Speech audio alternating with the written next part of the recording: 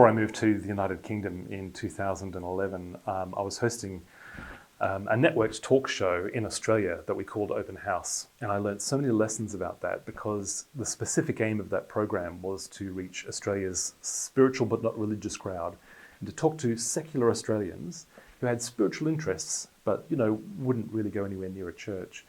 And one of the key aspects was we needed to be credible.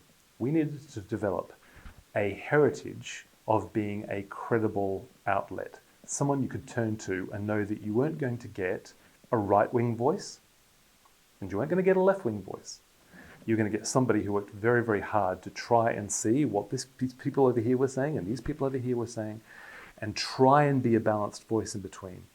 We would do that through a few things: pursuing excellence, trying to make every show better than the last.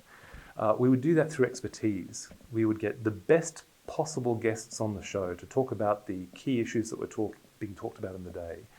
Even if they weren't Christians, we would get the best people on because that is how we built credibility, and we wanted the best answers.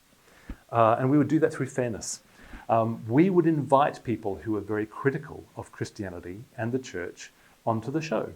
We would invite hardline atheists. We would invite skeptical journalists who had gone and done research projects on, mega churches and things, and were very, very negative. We would have them on the show to hear their points of view and then ask if we could actually have the right then to respond to that and just see where the conversation went. Did a number of things. It reduced the amount of animosity between the world and the church.